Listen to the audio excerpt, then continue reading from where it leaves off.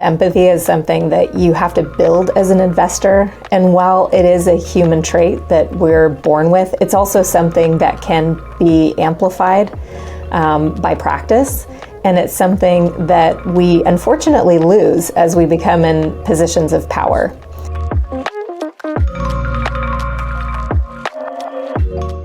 Hi, my name's Lisa Mikkelsen. I lead the human capital function at Flourish Ventures. My role in human capital is to support our portfolio companies on HR advisory work. And in the 15 years that I've been doing this as a VC, it's really been clear to me that there's so much more we need to be doing in terms of well-being and specifically mental health of entrepreneurs.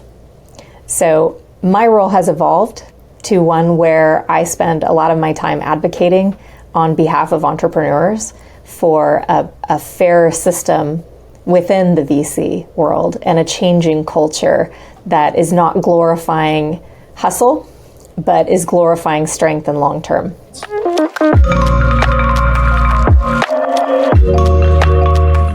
When it comes to investing in founders, we're investing in a person. We're investing in ideas that a person has, but going back to that person, the whole person. That doesn't stop at the financial investment.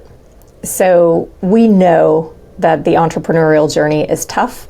We know that it goes on for a very long time. We know that it requires high performance and incredible resilience. And in order to be able to sustain that level of performance, there needs to be a rest and recovery cycle. Oftentimes those elements of the cycle are overlooked.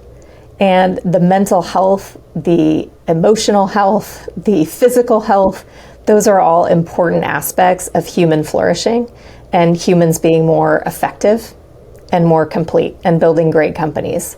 So I always like the wisdom of Reboot that says, better humans make better leaders, and it's absolutely true. So if we're not looking at the whole person, we're really missing out on a fundamental element of what's going to lead to stronger outcomes.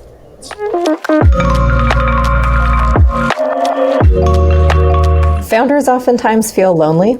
They're in lonely positions at the top where they don't always have other people they can share information with and share challenging stories with. So we've instituted peer circles, which is an opportunity for our CEOs and founders to gather with a small cohort on a monthly basis and share challenges, share wins, share struggles, learn from each other, support each other, and get that kind of important human validation that we all need.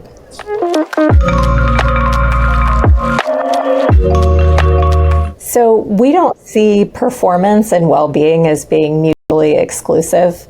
Actually, on the contrary, I think well-being really enhances performance in most cases. I think there's this misconception that perhaps displaying empathy or being understanding is somehow being soft and is not holding people accountable.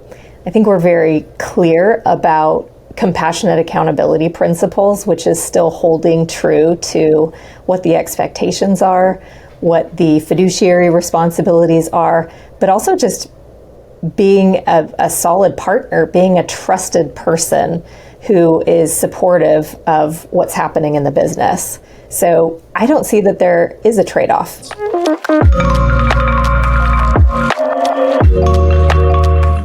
I think there's a lot of steps that investors can take, and many want to take these steps and just aren't always sure what kind of steps are really effective. I think first and foremost, displaying empathy and understanding that empathy is something that you have to build as an investor. And while it is a human trait that we're born with, it's also something that can be amplified by practice.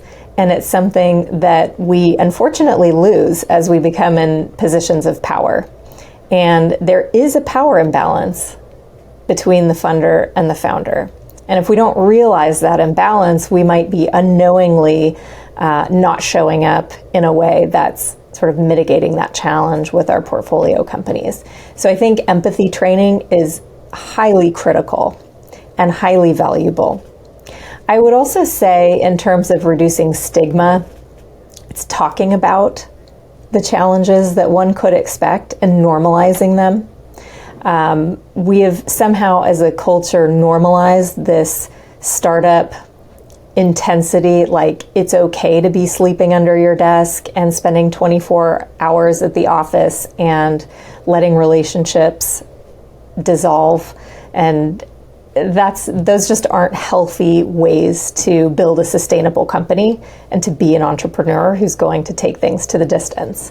So by sort of talking about and highlighting cases where we see entrepreneurs who are meditating daily and finding huge levels of grounding in their day-to-day efforts, or those who are still training for a race or doing something athletic to balance out the intensity of the day-to-day struggles.